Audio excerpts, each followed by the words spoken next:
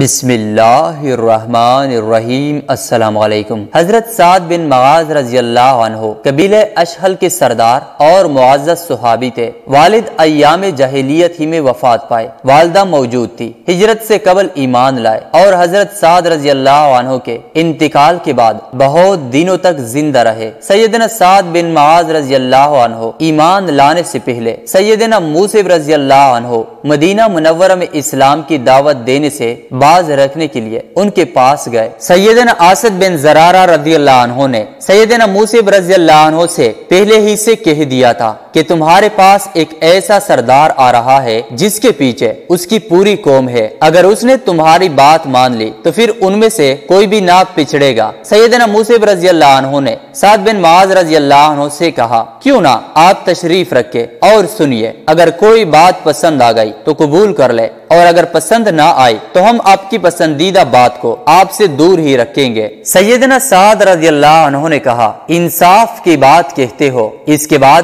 اپنا نیزہ گاڑ کر بیٹھ گئے۔ سیدنا موسی رضی اللہ عنہ نے ان پر اسلام پیش کیا اور قرآن کی تلاوت کی۔ ان کا بیان ہے کہ ہمیں سیدنا سعد رضی اللہ عنہ کے بولنے سے پہلے ہی ان کے چہرے کی چمک دمک سے ان کے اسلام کا پتہ لگ گیا تھا۔ اس کے بعد انہوں نے زبان کھولی اور فرمایا، تم لوگ اسلام لاتے ہو تو کیا کرتے ہو؟ انہوں نے کہا، آپ غسل کر لے، پھر حق کی شہادت دے، پھر 2 رکعت نماز پڑھے۔ سیدنا سعد رضی اللہ عنہ نے ایسا ہی کیا۔ اس کے بعد اپنا نیزہ اٹھایا اور اپنی قوم کی محفل میں تشریف لائے۔ لوگوں نے دیکھتے ہی کہا، ہم واللہ کہہ رہے ہیں کہ سعد رضی اللہ عنہ جو چہرہ لے کر گئے تھے اس کے بجائے دوسرا ہی چہرہ لے کر پلٹے ہیں۔ پھر جب سیدنا سعد رضی اللہ عنہ اہل مجلس کے پاس آ کر رکے تو بولے، اے بنی عبد الاشہل، تم لوگ اپنے اندر میرا معاملہ کیسا جانتے ہو؟ انہوں نے کہا، آپ ہمارے سردار ہے، سب سے اچھی سوجھ بوجھ کے مالک ہے اور ہمارے سب سے بابرکت پسبان ہے۔ انہوں نے کہا، اچھا تو سنو،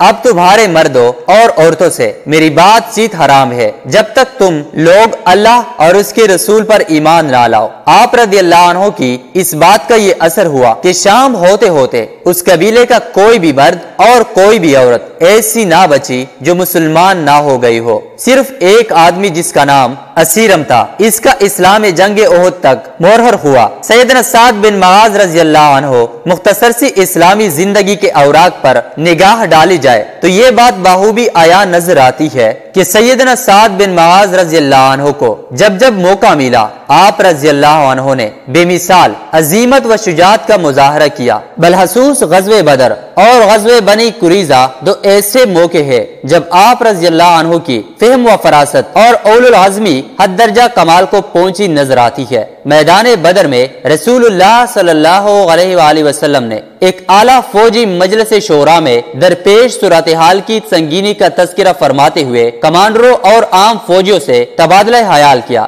اس موقع پر پہلے سیدنا ابوبکر رضی اللہ عنہ، پھر عمر بن الخطاب رضی اللہ عنہ اور پھر مقداد بن عمر رضی اللہ عنہ نے پر عظیمت کلام کیا۔ تاہم یہ تینوں کمانڈر مہاجرین میں سے تھے جن کی تعداد لشکر میں کم تھی، جبکہ رسول اللہ صلی اللہ علیہ وآلہ وسلم کی خواہش تھی کہ انصار کی رائے معلوم کرے کہ وہ لشکر میں اکثریت میں تھے اور مارکے کا اصل بوجھ انہی کے شانوں پر پڑنے والا تھا۔ یہ بات سیدنا سعد بن معاذ رضی اللہ عنہ جو کہ انصار کے کمانڈر اور علمبردار تھے بانپ گئے۔ چنانچہ انہوں نے عرض کی، باہدہ ایسا معلوم ہوتا ہے اے اللہ کے رسول کہ آپ کا روئے صحن ہماری طرف ہے۔ آپ نے اس بات میں جواب دیا جس پر سیدنا سعد بن معاذ رضی اللہ عنہ یوں گویا ہوئے، ہم تو آپ پر ایمان لائے ہیں، آپ کی تصدیق کی ہے اور یہ گواہی دی ہے کہ آپ جو کچھ لے کر آئے ہیں سب برحق ہے، اور اس پر ہم نے آپ کو اپنی سمع و اطاعت کا عہد و میثاق دیا ہے۔ چنانچہ اے اللہ کے رسول، آپ کا جو ارادہ ہے اس کے لیے پیش قدمی فرمائیے، اس ذات کی قسم جس نے آپ کو حق کے ساتھ مبعوث فرمایا ہے۔ اگر آپ ہمیں ساتھ لے کر اس سمندر میں بھی کودنا چاہے تو ہم اس میں بھی آپ کے ساتھ کود پڑیں گے، ہمارا ایک بھی آدمی پیچھے نہ رہے گا۔ ہمیں قطعاً کوئی ہچکچاہٹ نہیں کہ آپ کل ہمارے ساتھ دشمن سے ٹکرا جائے۔ ہم جنگ میں پامرد اور لڑنے میں جواں مرد ہے اور ممکن ہے اللہ آپ کو ہمارا وہ جوہر دکھلائے جس سے آپ کی آنکھیں ٹھنڈی ہو جائے، بس آپ ہمیں ہمراہ لے کر چلے۔ اللہ برکت دے۔ سیدنا سعد بن معاذ رضی اللہ عنہ کی یہ بات سن کر رسول اللہ صلی اللہ علیہ وآلہ وسلم بہت خوش ہوئے۔ غزوہ احزاب میں سیدنا سعد بن معاذ رضی اللہ عنہ کو ایک تیر لگا جس سے ان کے بازو کی بڑی رگ کٹ گئی۔ انہیں حبان بن ارکا نامی ایک قریشی مشرک کا تیر لگا تھا۔ سیدنا سعد رضی اللہ عنہ نے زخمی ہونے کے بعد دعا کی کہ اے اللہ، تو جانتا ہے کہ جس قوم نے تیرے رسول کی تکذیب کی اور انہیں نکال باہر کیا، ان سے تیری راہ میں جہاد کرنا مجھے جس قدر محبوب ہے